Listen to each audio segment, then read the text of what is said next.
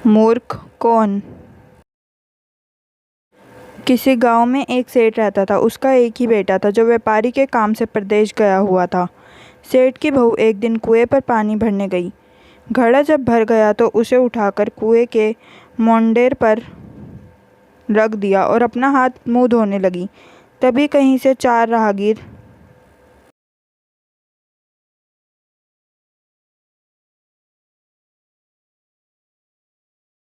वहां आ पहुंचे। एक राहगीर बोला, बहन मैं बहुत प्यासा हूँ, क्या मुझे पानी पिला दोगी।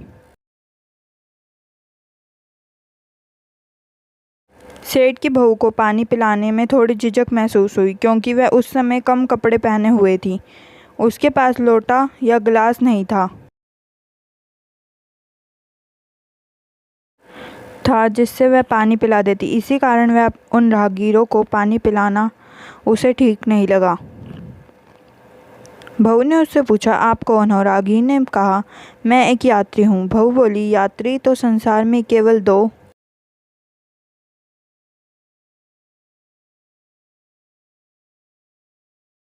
ही होते हैं। आप उन दोनों में से कौन हैं। अगर आपने मेरे इस सवाल का सही जवाब दे दिया तो मैं आपको पानी पिला दूंगी, नहीं तो मैं पानी नहीं पिलाऊंगी। बेचारा राहगीर उसकी बात का कोई जवाब नहीं दे पाया। तभी दूसरे राहगीर ने पानी पिलाने की विनती की। बहू ने दूसरे राहगीर से पूछा, अच्छा तो आप बताइए कि आप कौन हैं।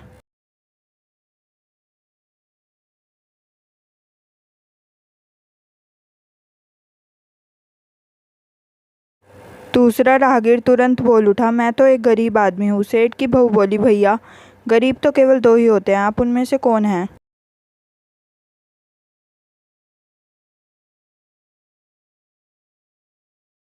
प्रश्न सुनकर दूसरा राहगीर चकरा गया। उसका कोई जवाब नहीं सूझा तो वह चुपचाप हट गया। तीसरा राहगीर बोला, बहन मुझे बहुत प्यास लगी है, ईश्वर के लिए तुम मुझे पानी पिला दो। बहू ने पूछा, अब आप कौन हैं। तीसरा राहगीर बोला, बहन मैं तो एक अनपढ़ गवार हूँ।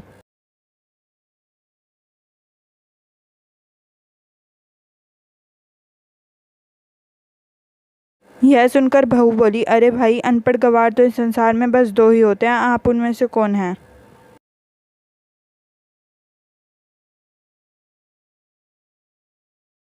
बेचारा तीसरा राहगीर भी कुछ नहीं बोल पाया। अंत में चौथा राहगीर आगे आया और बोला, बहन मेहरबानी करके मुझको पानी पिला दो। प्यासे को पानी पिलाना तो बड़े पुण्य का काम होता है।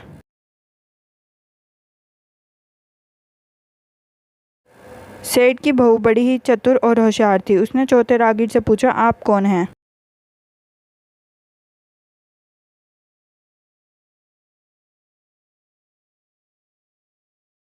वह राहगीर अपने खींच छिपाते हुए बोला, मैं तो बहन बड़ा ही मूर्ख हूँ। बहू ने पूछा, मूर्ख तो संसार में दो ही होते हैं, आप उनमें से कौन है। वह बेचारा भी उसके प्रश्न का उत्तर नहीं दे सका।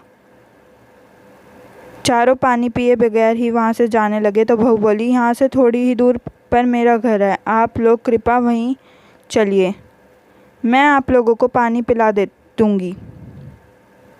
चारों राहगीर उसके घर की तरफ चल पड़े। बहू ने इसी बीच पानी का घड़ा उठाया और छोटे रास्ते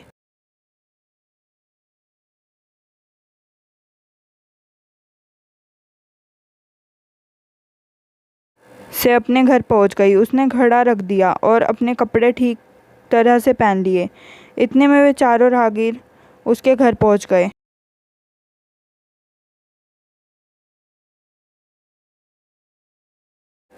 बहू ने उन सभी को गुड़ दिया और पानी पिलाया। पानी पीने के बाद वह राहगीर अपनी राह पर चल पड़े। सेठ उस समय घर में एक तरफ बैठा यह सब देख रहा था। उसे बड़ा दुख हुआ। वह सोचने लगा, इसका पति तो व्यापार करने के लिए परदेश गया है और यह उसकी गैर हाजिरी में पराये मर्दों को घर बुलाती है, उनके साथ हंसती बोलती है।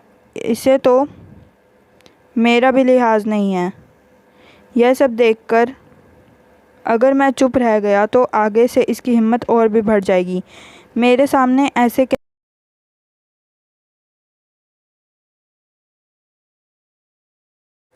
इसे किसी से बोलते बतियाते शर्म नहीं आती तो मेरे पीछे ना जाने क्या क्या करती होगी। फिर एक बात यह भी है कि बीमारी कोई अपने आप ठीक नहीं होती, उसके लिए वैद्य के पास जाना पड़ता है।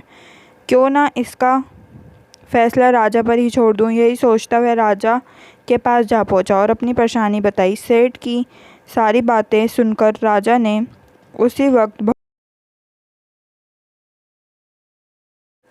बहू को बुलाने के लिए सिपाही बुलवा भेजे और उनसे कहा तुरंत सेठ की बहू को रोज सभा में उपस्थित किया जाए।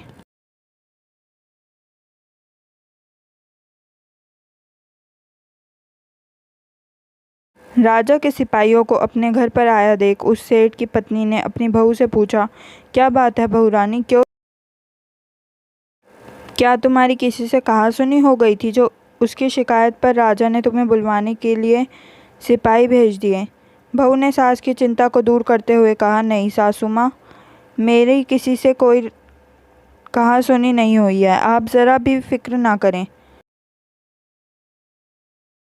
सास को आश्वस्त कर वह सिपाहियों से बोली, तुम पहले अपने राजा से यह पूछकर आओ कि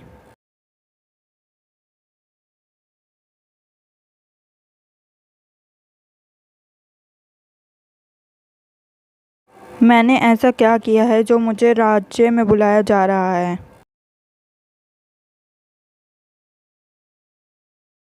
बहू की बात सुन सिपाही वापस चले गए। उन्होंने राजा को सारी बातें बताई। राजा ने तुरंत आदेश दिया कि पालकी अंदर ले जाओ और कहना कि उसे बहू के रूप में बुलाया गया है।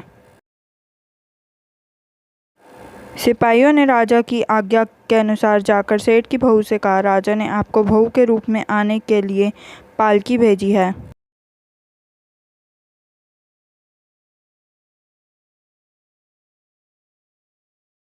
बहू उसी समय पालकी में बैठकर राजसभा में जा पहुंची। राजा ने बहू से पूछा, तुम दूसरे पुरुषों को घर क्यों बुला लाई जबकि तुम्हारा पति घर पर नहीं है। बहू बोली, महाराज, मैंने तो केवल कर्तव्य का पालन किया। प्यासे पतकों को पानी पिलाना कोई अपराध नहीं है, यह हर गृहिणी का कर्तव्य है। जब मैं कुएं पर पानी भरने गई तब तन मेरे कपड़े अजनबियों के सम्मुख उपस्थित होने के अनुरूप नहीं थे। इसी कारण उन राहगीरों को कुएं पर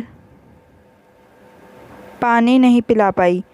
उन्हें बड़ी प्यास लगी थी और मैं उन्हें पानी पिलाना चाहती थी, इसलिए उनसे मैंने मुश्किल प्रश्न पूछे और जब वे उनका उत्तर नहीं दे पाए तो उन्हें घर बुला लिया। घर पहुंचकर ही उन्हें पानी पिलाना उचित था। राजा को बहू की बात ठीक लगी। राजा को उन प्रश्नों के बारे में जानने की बड़ी उत्सुकता हुई जब बहू ने 4 राहगीरों से पूछा था।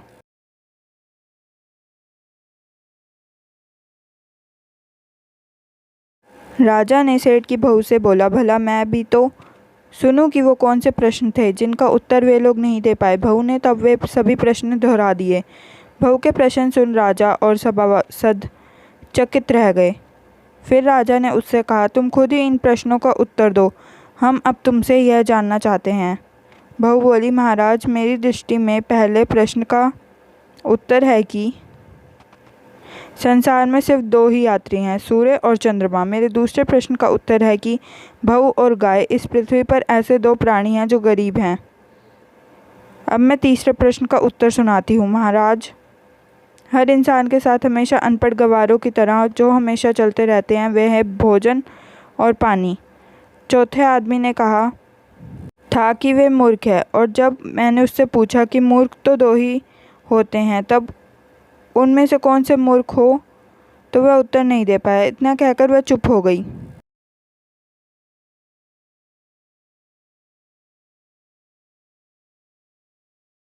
राजा ने बड़े आश्चर्य से पूछा, क्या तुम्हारी नज़र में इस संसार में सिर्फ 2 ही मूर्ख हैं। हाँ महाराज, इस घड़ी इस समय मेरी नज़र में सिर्फ 2 ही मूर्ख हैं।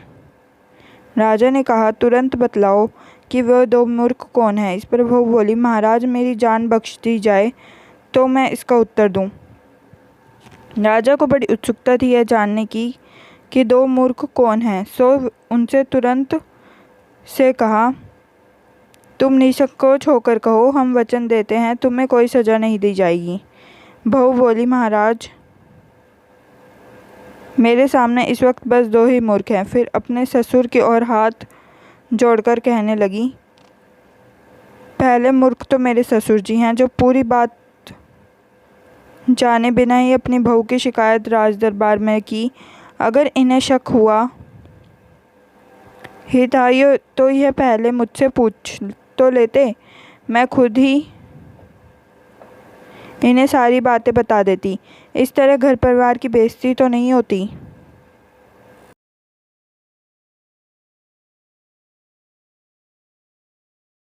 ससुर को अपनी गलती का एहसास हुआ। उसने बहू से माफ़ी मांगी। बहू चुप रही। राजा ने तब पूछा, और दूसरा मूर्ख कौन है? बहू ने कहा, दूसरा मूर्ख खुद इस राज्य का राजा है, जिसने अपनी बहू की मान मर्यादा का ज़रा भी ख्याल नहीं किया और बिना सोचे समझे ही बहू को भरी राजसभा में बुलवा लिया। बहू की बात सुनकर राजा पहले तो क्रोध से आग बबूला हो गया, परंतु तभी सारी बातें उसकी समझ में आ गई।